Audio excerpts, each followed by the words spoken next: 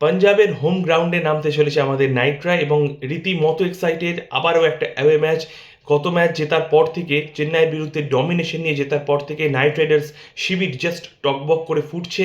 এটুকু বলতে পারি, কিংস ইলেভেন পাঞ্জাব তখন নামকরণ ছিল, বা পাঞ্জাব কিংস যখন পরবর্তীতেও নামকরণ হয়েছে, আমরা কিন্তু বারংবার পাঞ্জাবের সাথে ডমিনেশন নিয়ে জিতেছি এবং ইডেনে বহু ম্যাচ দেখতে গেছি। টিকিটগুলো এখন আমি সযত্নে রেখে দিয়েছি, সেখানে নারিনের হ্যাট্রিক হোক, নারিনের ব্যাটিংয়ে দুর্দান্ত পারফরমেন্স হোক, ইত্যাদি ইত্যাদি, সেগুলো কিন্তু ভোলার নয়।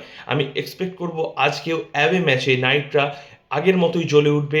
আমি ব্যক্তিগতভাবে আমাদের ইন্ডিয়ান পেসার চেতন সাকারিয়াকে দেখতে চাই। আমি জানি না অ্যান্ড্রিক নোকিয়া এখনও সম্পূর্ণরূপে সুস্থ কিনা, কারণ তাকে এবার সুযোগ দেওয়ার সময় এসেছে, কারণ স্পেন্সার জনসন ঠিক মতো ইন্ডিয়ান পিচে ক্লিক করছে না। পিচে যদি একটু বাউন্স না থাকে তো অস্ট্রেলিয়ান পেসাররা কিন্তু সহায়ক হবে না। আর স্পেন্সার জনসন নিয়ে এই ধরনের ভবিষ্যৎবাণী আমি কিন্তু একাধিকবার করেছি। তো এক্সপেক্ট করছি আজকে ফিট থাকবে এনরিক নোকিয়া, তাকে প্লেইং ইলেভেনে আমাদের দেখতে হবে, তাকেও কিছুটা সময় দিতে হবে। এবং পাশাপাশি আমি চাইবো বোলার রাসেল নয়, ব্যাটার রাসেল দুরন্তভাবে রানে ফিরুক, ছন্দে ফিরুক। এখনও কিন্তু 5-6টা ম্যাচ হয়ে গেছে, এখনও তার তরফ থেকে আমরা ব্যাটে সেই অর্থে ভালো ইনিংস পাইনি। করবো জিতবো রে জয় KKR, আজকে আমরা জিতবো এই আশা এবং ভরসা নিয়ে চলেছি। আমার চ্যানেলে যারা নতুন তাদেরকে অনুরোধ করবো আমার ইউটিউব চ্যানেল সাবস্ক্রাইব করে দিও। Take care and good bye, thank you.